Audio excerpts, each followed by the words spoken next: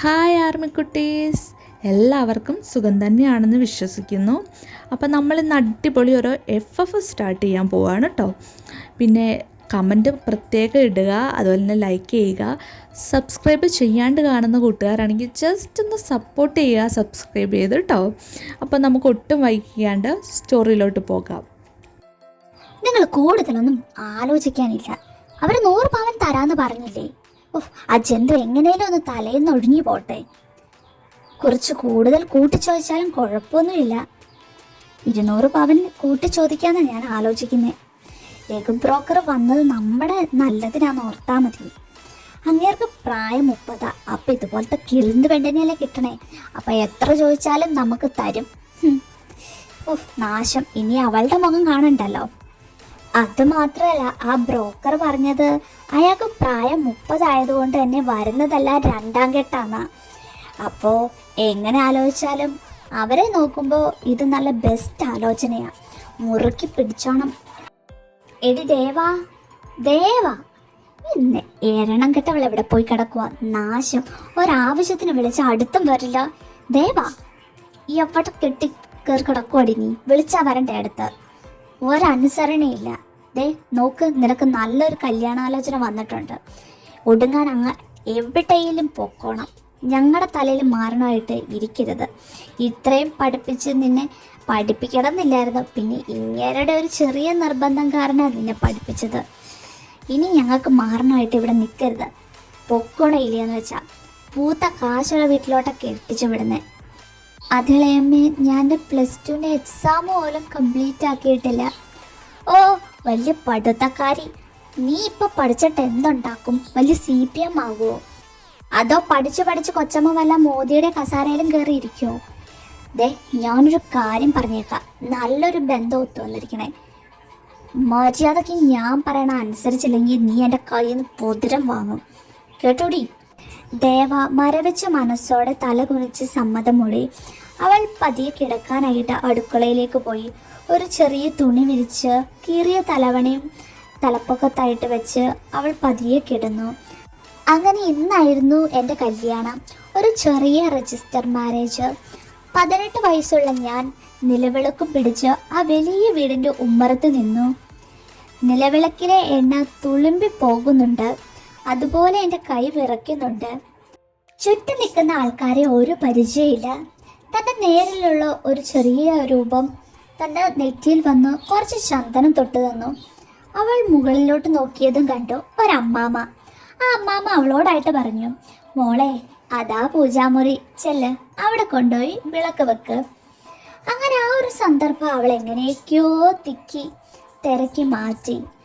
വൈകുന്നേരം കല്യാണത്തിന് വന്ന സ്വന്തക്കാരെല്ലാം ഇല പൊഴിയുന്ന പോലെ ഒന്നൊന്നായി വീട്ടിൽ നിന്ന് പോകാൻ തുടങ്ങി. അവസാനം ആ വലിയ വീടിൻ്റെ അടുക്കളയിൽ ഞാനും ആ അമ്മാമ്മയും മാത്രമായി. അമ്മാമ്മ അവളോടായിട്ട് പറഞ്ഞു, കുഞ്ഞാ, നീ മടുത്തോ? നല്ല ക്ഷീണം കാണൂലേ? സാരമില്ല കേട്ടോ, നന്നായിട്ട് പോയിട്ട് ഉറങ്ങിക്കോ. ഇന്നാ പാൽ ഗ്ലാസ്. പൊക്കത്തെ റൂമിലോട്ടാട്ടോ പോകേണ്ടത്. അവിടെയാ റൂം. മോൻ കണ്ടിട്ടില്ലല്ലോ. ഈ ധൃതിക്കിടയിൽ എവിടെ കാണാനാലേ? അവർ അവളെ സ്നേഹത്തോടെ വാത്സല്യത്തോടെ തലയിൽ തലോടി. ശരിയുടെ കുഞ്ഞാ, ചെല്ലിട്ടോ. അവൾ പാലുമായി റൂമിൻ്റെ ഫ്രണ്ടിലെത്തി. ഇളയമ്മയുടെ ഇന്നലത്തെ അടിയും നിർത്താതെയുള്ള ശകാരം കൊണ്ടും പിന്നെ തുറിച്ചുനോട്ടം വേറെയും. കല്യാണത്തിന് ചെന്നപ്പോഴാകട്ടെ ആൾക്കാരുടെ അശരീരിയും. പെട്ടെന്ന് അവളുടെ മനസ്സിൽ ഇന്ന് മാരേജിൻ്റെ സമയത്ത് ആൾക്കാരുടെ വായിൽ നിന്ന് കേട്ട കുറച്ച് വാക്കുകൾ മനസ്സിലൂടെ ഓടി. എന്താ അയാളുടെ യോഗം? 30 വയസ്സുകാരന് ഒരു പാവം 18 കിളിന്ത പെണ്ണിനെയല്ലേ കിട്ടിയിരിക്കുന്നത്. അയാളുടെയൊക്കെ ഒരു യോഗം. നമ്മൾ കമന്ന് കിടന്നാൽ കിട്ടും ഇതുപോലത്തെ ഒരെണ്ണത്തെ. ഇതെല്ലാം ഓർത്തതും അവളുടെ നെറ്റിയിൽ നിന്ന് വേർപ്പ് പൊടിയാൻ തുടങ്ങി. കൈ ആകമാനം വിറയ്ക്കുന്നുണ്ട്. പാൽ ഗ്ലാസ്സിലെ പാല് ചെറുതായി തുളുമ്പി പുറത്തോട്ടേക്കും പോകുന്നുണ്ട്. ഇളയമ്മയുടെ ക്രൂരതയേറിയ നോട്ടത്തിനുള്ളിൽ താൻ വിവാഹം കഴിക്കാൻ പോകുന്ന ആളെ കൂടെ നോക്കാൻ പോലും താൻ മറന്നുപോയി. അവളുടെ കുഞ്ഞു മനസ്സിൽ വല്ലാണ്ട് ചിന്തകൾ അലട്ടി. അല്ലെങ്കിലും തന്നെക്കാൾ ഉയർന്ന ഒരാളെയാണല്ലോ താൻ വിവാഹം കഴിച്ചത്. അതും പ്രായമായ ഒരാള്. വെളുത്തു നരച്ച മനുഷ്യനായിരിക്കും ഒരു പക്ഷേ. ഇനി താൻ എന്തെല്ലാം കാര്യങ്ങൾ ചെയ്തു കൊടുക്കേണ്ടി വരും. തൻ്റെ ഇത്ര ചെറുപ്പത്തിൽ തന്നെ ഒരു ഭാര്യ എന്നൊരു പദവി തനിക്കത് ചെയ്തു തീർക്കാൻ പറ്റുമോ? അവൾ വല്ലാണ്ട് മനസ്സുരുകി നോക്കുന്നു. അത് മാത്രമല്ല, തൻ്റെ പഠിത്തം, താനൊരു +2 പോലും കംപ്ലീറ്റ് ചെയ്തിട്ടില്ല. തൻ്റെ മനസ്സ് ഇപ്പോഴും ചെറുപ്പമാണ്. അവൾക്ക് ആലോചിച്ചിട്ടൊരു എത്തും പിടിയും കിട്ടുന്നില്ല. പെട്ടെന്നാണ് ഒരു ശബ്ദം മുഴങ്ങിയത്. എന്താ പുറത്തു തന്നെ നിൽക്കുന്നത്? അകത്തോട്ട് കയറി വാ. കനത്ത ശബ്ദത്തിൽ റൂമിന്റെ അകത്തു നിന്ന് ശബ്ദം കേട്ടു. അവൾ വല്ലാണ്ട് വിറച്ചു. അവൾ പതിയെ വേദനയോടെ റൂമിൽ കയറി നിന്നു. നനഞ്ഞ മിഴിയോടെ അവനെ നോക്കി. അവൾ പ്രതീക്ഷിച്ചതിലും വിപരീതമായ ഒരു മനുഷ്യൻ. നല്ല കറുത്ത മുടി, നല്ല കട്ട താടി, അതുമാത്രമല്ല നല്ല മിൽമ പാക്കറ്റിന്റെ കളർ പോലെ നല്ല വെളുവെളുത്തിരിക്കുന്ന ഒരു മനുഷ്യൻ. ആണ് നല്ല തിരക്കിലാണ്. ലാപ്ടോപ്പിൽ എന്തോ പിടിപ്പത് പണി ചെയ്യുവാണ്. തന്നെ ഒന്നും നോക്കുന്ന പോലുമില്ല. അവൻ ദേവയുടെ അനക്കമൊന്നും കേൾക്കാത്തത് കൊണ്ട് ചെറുതായിട്ട് പുരുകം പോക്കി എന്താന്നുള്ള മട്ടിൽ അവൾ നിൽക്കുന്ന നേരെ അവൻ നോക്കി.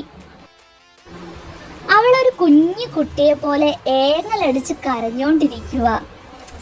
അവൻ അവളെ മൊത്തത്തിലൊന്ന് നോക്കി. എന്നിട്ട് അവളോടായിട്ട് പറഞ്ഞു, എന്തു പറ്റി? എനിക്ക് പേടിയാ. അവൻ മടിയിലെ ലാപ്ടോപ്പ് മാറ്റി വെച്ചു. എന്നിട്ട് അവളുടെ നേർക്ക് നോക്കി പറഞ്ഞു, ദേവാ, ആ പാല് ടേബിളിൽ വെച്ചിട്ട് ഇങ്ങ വാ. അവൾ വരില്ലാന്ന് തലയാട്ടി. അവൻ ആർദ്രമായി അവളെ വിളിച്ചു, കുഞ്ഞാ, ഇങ്ങ വാ.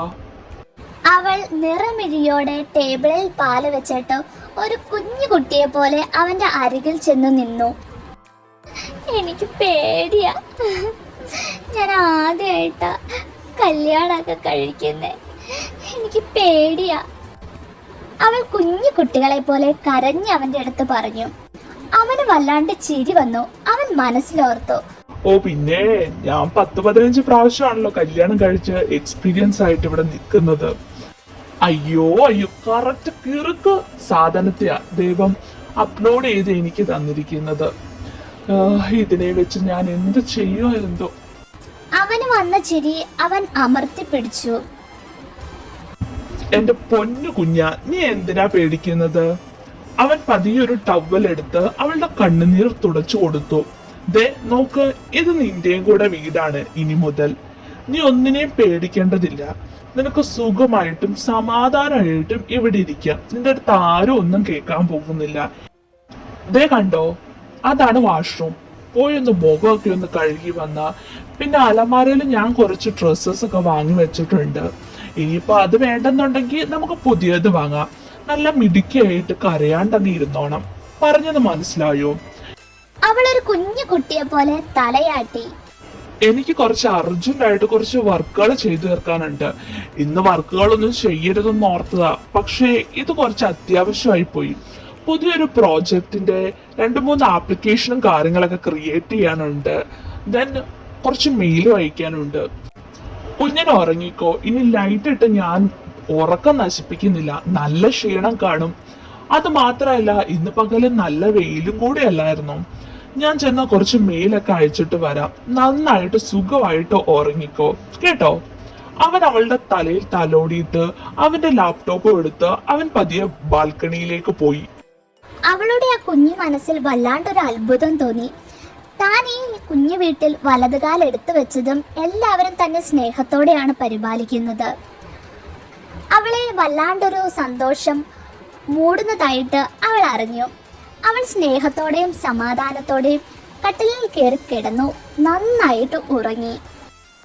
ഇതാണ് നന്ദൻ സായി കൃഷ്ണ. ആളൊരു ബിസിനസ്മാൻ ആണ്. പിന്നെ തനിക്ക് 5 വയസ്സായിരിക്കുമ്പോഴാണ് അമ്മയ്ക്ക് ക്യാൻസർ ആണെന്ന് അറിയുന്നത്. അതും ലാസ്റ്റ് സ്റ്റേജ്. ഒന്നും ചെയ്യാൻ പറ്റിയില്ല. അമ്മ പെട്ടെന്ന് തന്നെ വൈകാണ്ട് പോയി. പിന്നെ അച്ഛൻ അമ്മ പോയത് ഒട്ടും സഹിക്കാനായില്ല. പെട്ടെന്നൊരു അറ്റാക്ക് ആയിരുന്നു. പിന്നെ തന്നെ രണ്ടുപേരും വിട്ടുപിരിഞ്ഞു പോയി. പിന്നെ ആകെയുള്ള ആശ്രയം മുത്തശ്ശിയായിരുന്നു. മുത്തശ്ശിയാണ് തന്നെ ഇതുവരെ വളർത്തി നന്നായിട്ട് നോക്കിയത്. അതുകൊണ്ട് മുത്തശ്ശിനെയാണ് പൊന്നുപോലെ സ്നേഹിച്ചിപ്പോൾ കൊണ്ടു നടക്കുന്നതും. മുത്തശ്ശി എന്ന് പറഞ്ഞാൽ ജീവനാണ്. മുത്തശ്ശി പറയുന്ന എന്തും കേൾക്കും. തിരിച്ചു മുത്തശ്ശിക്കും അതുപോലെ തന്നെ. ഇന്നലത്തെ വർക്കിന്റെ ക്ഷീണം കാരണം വളരെ താമസിച്ചാണ് മോർണിംഗിൽ എണീറ്റത്. കണ്ണൻ തിരുമ്മി നോക്കിയതും കണ്ടു സാരിയും ചുറ്റി നിൽക്കുന്ന ദേവേനെ. ആളുടെ മട്ടും ഭാവമൊക്കെ കണ്ടിട്ട് താഴെ കിച്ചണില് അമ്മേനെ ഹെൽപ്പ് ചെയ്യാൻ പോകുന്നു എന്ന് തോന്നുന്നു. അല്ലെങ്കിലും പുതുപ്പെണ്ണുങ്ങളുടെ ഒരു ട്രിക്കാണല്ലോ. അവനൊന്ന് ചിരിച്ചു. എന്നിട്ട് അവളോടായിട്ട് പറഞ്ഞു, അവിടെ നിന്നെ. അവൾ പേടിച്ചു തിരിഞ്ഞു. എന്താ? ഇതെന്ത് വേഷമാടി? അത് പിന്നെ സാരി. സാരി ആകെ വിട്ടിലിന്റെ അത്രയും 1 സെന്റിമീറ്ററേ ഉള്ളൂ. എന്നിട്ടാണ് 7-8 മുഴം സാരിയും ചുറ്റി നടക്കുന്നത്. ദേ ഇനി ഇമാതിരി വേഷവും ചുറ്റിക്കൊണ്ട് നടന്ന ബാൽക്കണിയിലെ ആ മാവിലേക്ക് ഞാൻ എറിഞ്ഞു കളയും. പറഞ്ഞേക്കാം. ഇതെവിടുന്ന ഈ സാരി? ഞാൻ ഇതൊന്നും വാങ്ങി വെച്ചിട്ടില്ലല്ലോ. അത് പിന്നെ ഇത് വീട്ടിൽ എൻ്റെ കയ്യിലുണ്ടായിരുന്നതാ. സാരി. എന്താടി ബബ്ബാന്ന്? മര്യാദക്ക് സാരി അടിച്ചു വെക്കതേ. അലമാരയിൽ നല്ല നല്ല ഡ്രസ്സുകൾ നിനക്ക് പറ്റുന്ന ഞാൻ വാങ്ങി വെച്ചിട്ടുണ്ട്. ഏതാണോ ഇഷ്ടം അത് പോയി എടുത്ത് ഇട്ടോ. നീ സാരി, ചുരിദാർ ഈ വക സാധനങ്ങളൊന്നും ചുറ്റിപ്പറ്റി നടക്കണ്ട. നിനക്ക് കംഫർട്ടബിൾ ആയിട്ടുള്ള വല്ല ബനിയനോ 3/4 പാവാടയോ ടോപ്പോ അങ്ങനെ വല്ലതും ഇട് കേട്ടോ. അവക്കത് കേട്ടപ്പോഴേ വളരെ സന്തോഷമായി. അവൾ LED ബൾബ് തെളിയുന്ന പോലെ അവനെ ഒന്ന് ചിരിച്ചു കാണിച്ചു. അവൻ അവളോടായിട്ട് പറഞ്ഞു, 2 ദിവസം വീട്ടിൽ കൂടെ തുള്ളി തുള്ളി നടന്നോ. ദേ അടുത്ത ദിവസം തൊട്ട് ക്ലാസ്സിൽ പോയി തുടങ്ങിക്കോണം. എക്സാം ഒക്കെ സ്റ്റാർട്ട് ചെയ്യുമല്ലേ, മര്യാദക്ക് ഇരുന്ന് പഠിച്ചോണം. സത്യമായിട്ടോ? ക്ലാസ്സില് എനിക്ക് സ്കൂളിൽ പോകാൻ പറ്റുമോ? എന്താ നിന്നെ ആരെങ്കിലും പിടിച്ചു വെച്ചിട്ടുണ്ടോ? അമ്പടി മര്യാദക്ക് പോയി പരീക്ഷ എഴുതിക്കോണം. താങ്ക് യു നന്ദേട്ടാ എന്ന് പറഞ്ഞ് അവൾ ഓടിപ്പോയി അവനെ കെട്ടിപ്പിടിച്ചു. അവനും ഒരു നിമിഷ നേരം കൊണ്ട് ചിരി വന്നു. മതി മതി കൊഞ്ചിത്, വയർ നിറച്ച് പോയി വല്ലതും കഴിക്കാൻ നോക്ക്. അവളുടെ തലയിൽ തലോടി അവളെ പതിയെ കഴിക്കാനായിട്ട് അവൻ പറഞ്ഞു വിട്ടു. അങ്ങനെ ദിവസങ്ങൾ കടന്നുപോയി. ആ വീടിനെയും ചുറ്റുപാടിനെയും അവൾ ഒരുപാട് സ്നേഹിച്ചു. നന്ദേട്ടൻ എന്ന് പറഞ്ഞാൽ ഇപ്പോൾ എനിക്ക് വല്ലാണ്ട് ഇഷ്ടമാണ്. അതുപോലെ തന്നെ അമ്മേനെയും. 2 പേരും എന്നെ പൊന്നു കുഞ്ഞിനെ പോലെ നോക്കുന്നത്. അതുകൊണ്ട് എനിക്ക് സ്വർഗം കിട്ടിയ ഫീലാണ്. ദേവ മര്യാദക്ക് ഇരുന്ന് പഠിച്ചോ. ദേ ഉഴപ്പി കഴിഞ്ഞ മാർക്ക് ദേ പോകൂട്ടോ. ദേ ചൂറിന് വെച്ച് ഞാൻ നല്ല തൊട്ടക്കെട്ട് ഞാൻ തരും. എന്താ നന്ദേട്ടാ? നന്ദേട്ടൻ എന്താ ഇങ്ങനെ സാറുമാരെ പോലെ? ഞാൻ നന്ദേട്ടൻ്റെ ഭാര്യയല്ലേ? ഭാര്യനെ ഇങ്ങനെ അടിക്കാമോ, പേടിപ്പിക്കാമോ? ഓ എന്ത് കൊല്ലാക്കൊലിയാ. പഠിക്ക് എപ്പോൾ നോക്കിയാലും പഠിക്ക്. എനിക്ക് പഠിക്കണ്ട. നന്ദേട്ടാ ഇനി നന്ദേട്ടൻ എന്നെ സ്കൂളിൽ കൊണ്ടേയാക്കണ്ട. ഞാൻ ബസ്സിനോ നടന്നോ പൊക്കോളാം. അവൻ അവളെ ഒന്ന് ചൂഴ്ന്നു നോക്കി. അതെന്തടാ ഇപ്പൊ അങ്ങനൊരു ടോക്ക്? എന്താ അതോ? എൻ്റെ ക്ലാസ്സിലുള്ള കൂട്ടുകാരൊക്കെ നന്ദേട്ടനെ വാങ്ങി നോക്കുക. അവരെൻ്റെ അടുത്ത് വന്ന് ചോദിക്കുക നന്ദേട്ടൻ എൻ്റെ ചേട്ടനാണോ സെറ്റാക്കി തരുമോന്ന്. എനിക്കങ്ങ് അരച്ചും കയറിയില്ലേ. ഞാൻ പറഞ്ഞു അതെൻ്റെ കെട്ടിയോനാ, നീ നോക്കി നിന്റെ കണ്ണ് ഞാൻ കുത്തിയെടുക്കുന്നു. അവൻ മെല്ലെ ചിരിച്ചു. എന്നിട്ട് അവളോടായിട്ട് പറഞ്ഞു, കുഞ്ഞാ പഠിച്ചിരുന്ന് നന്നായിട്ടിരുന്ന് പഠിക്കുക. അങ്ങനെ ദേവിയുടെ എക്സാം ഒക്കെ കഴിഞ്ഞ് വെക്കേഷൻ സ്റ്റാർട്ടായി. ദേവാ എന്താ നന്ദേട്ടാ? ഞാനൊരു കാര്യം ചോദിക്കട്ടെ? ചോദിക്കുക. നിനക്ക് എപ്പോഴെങ്കിലും എന്റെ വയസ്സൊരു പ്രശ്നമായിട്ട് തോന്നിയിട്ടുണ്ടോ? എന്താ നന്ദേട്ടാ പെട്ടെന്ന് അങ്ങനെ ചോദിക്കാൻ? കല്യാണത്തിന് മുന്നേ എനിക്കൊരു ഭയം ഉണ്ടായിരുന്നു ആൾക്കാർ പറയണ കേട്ടപ്പോ. എനിക്ക് എൻ്റെ നന്ദേട്ടൻ്റെ മുഖം ആദ്യമായിട്ട് കണ്ടത് മുതൽ ഇപ്പൊ വരെ അങ്ങനെ ഒരു ചിന്തയേ ഉണ്ടായിട്ടില്ല. അത് മാത്രമല്ല ദേവേട്ടൻ്റെ സ്കിൻ കെയർ എന്താന്ന് ചോദിക്കാനിരിക്കുമായിരുന്നു ഞാൻ. എങ്ങനെ മിൽമ പാക്കറ്റ് പോലെ ഇങ്ങനെ വെളുവെളുത്തിരിക്കാൻ പറ്റുന്നത്? ഞാനൊന്ന് പുറത്തിറങ്ങിയ അപ്പട്ടാനടിക്കുക. അത് മാത്രമല്ല നന്ദേട്ടാ, ഈ വീട് എനിക്ക് സ്വർഗമാണ്. എൻ്റെ നന്ദേട്ടൻ എൻ്റെ ദൈവവും. എനിക്ക് ഒത്തിരി ഇഷ്ടമാണ് നിങ്ങളെ. ആ പേരും നാടും ആളെയും അറിയാണ്ട് കല്യാണം കഴിച്ചതാ. പക്ഷേ എനിക്കിവിടം സ്വർഗമാണ്. എനിക്കെൻ്റെ നന്ദേട്ടൻ തന്നെയാണ് വലുത്. ആരെന്തൊക്കെ പറഞ്ഞാലും ഈ ലോകത്തിൽ എന്നെ ചിരിപ്പിക്കാനും സന്തോഷിപ്പിക്കാനും പഠിപ്പിച്ചത് എൻ്റെ നന്ദേട്ടനും അമ്മയുമാണ്. എൻ്റെ നന്ദേട്ടൻ എൻ്റെ ലോകമാണ്. ഇതിൽ കൂടുതൽ ഈ ദേവയ്ക്ക് എന്താ വേണ്ടേ? അവൾ നന്ദൻ്റെ മൂക്കി പിടിച്ചൊന്ന് തോണ്ടിയിട്ട് അവനോടായിട്ട് പറഞ്ഞു, ദേ നന്ദേട്ട, വെക്കേഷനൊക്കെ ആയി. പെട്ടെന്ന് തന്നെ നന്ദേട്ടൻ്റെ 3-4 കൊച്ചുങ്ങളെയൊക്കെ പെറ്റുകൂട്ടാനുള്ളതാ. എപ്പോഴാണ് ഹണിമൂണൊക്കെ പോകുന്നത്? എടി, ഉറുമ്പ് പെറ്റുകൂട്ടുന്ന പോലെ ഇത് മുട്ടയിട്ടാ വിരിയുന്ന സാധനമൊന്നും അല്ല. അത് മാത്രമല്ല, നീ +2 കഴിഞ്ഞ് ഡിഗ്രി പോകണം, ഡിഗ്രി കഴിഞ്ഞ് PGക്ക് പോകണം, നിന്നെ നല്ലൊരു നിലയിലെത്തിക്കണം എന്നാണ് എൻ്റെ ഒരു ആഗ്രഹം. എൻ്റെ കാവിലെ ഭഗവതിയെ, ഇങ്ങേരെൻ്റെ പുക കാണും. ദേ നന്ദേട്ട, ഭർത്താവെന്നൊന്നും നോക്കൂല, കുത്തുവെച്ചെറിഞ്ഞാൽ. എനിക്ക് പഠിക്കേണ്ട നന്ദേട്ടാ. എനിക്ക് നമ്മുടെ അമ്മേനെയും നന്ദേട്ടനെയൊക്കെ നോക്കി ഒരു കൊച്ചിനെയൊക്കെ വളർത്തിയിരുന്നാൽ മതി. നന്ദേട്ടാ, എനിക്ക് പഠിക്കാനേ പോകണ്ട. അയ്യോ, പഠിപ്പെൻ്റെ തല കയറില്ല. ഇനി പഠിച്ചു കഴിഞ്ഞിട്ടുണ്ടെങ്കിൽ എനിക്ക് വരെ തലകറക്കം ഉണ്ടാകും. ദേവയുടെ ചറപറ എന്നുള്ള സംസാരം കേട്ടിട്ട് നന്ദൻ ആകെ പടച്ചിരിക്കുവാണ്. അല്ല നന്ദേട്ടാ, നന്ദേട്ടൻ എന്നെ ഇഷ്ടമല്ലേ?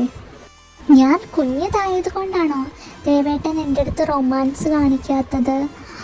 അതോ ദേവേട്ടൻ ഉദ്ദേശിക്കുന്ന പോലെ? എൻ്റെ പൊന്നു കുഞ്ഞ, അങ്ങനെയൊന്നുമില്ല. ഞാൻ ഉദ്ദേശിക്കുന്നതെല്ലാം നിനക്കുണ്ട്. നന്ദന്റെ ദേവത കുട്ടിയല്ലേ, സ്നേഹവും സമാധാനവും തരുന്ന ഒരു കുഞ്ഞു ഭാര്യ. ഇതിലുപരി ഈ നന്ദേട്ടന് എന്താ വേണ്ടേ? എൻ്റെ ചക്കര മുത്തല്ലേ, ഇങ്ങ വാ. അവൾ കൊതിയോടെ അവൻ്റെ അടുത്ത് പോയി മുറുകി കെട്ടിപ്പിടിച്ചിരുന്നു. നന്ദേട്ടാ, നന്ദേട്ടൻ എന്നെ ഒന്ന് സ്നേഹിക്കുമോ? എനിക്ക് നന്ദേട്ടൻ്റെ കയ്യിൽ നിന്ന് നിറയെ ഉമ്മ വേണം. നന്ദേട്ടൻ്റെ ചൂട് വേണം. നന്ദേട്ടാ പ്ലീസ്. ആദ്യമേ ഞാൻ +2ന്റെ റിസൾട്ട് കാണട്ടെ, എന്നിട്ട് തീരുമാനിക്കാം ഉമ്മ വേണോ അടി വേണോ എന്ന്. ഓഹോ, അങ്ങനെയാണെങ്കിലേ ഞാൻ അമ്മയുടെ കൂടെ പോയി കിടന്നോളാം. അങ്ങനെ ഇങ്ങ് പിണങ്ങാതടി ചട്ടമ്പി, ഇങ്ങ് വാ. ദേ നന്ദന്റെ ചക്കര കുട്ടിക്ക് ചക്കര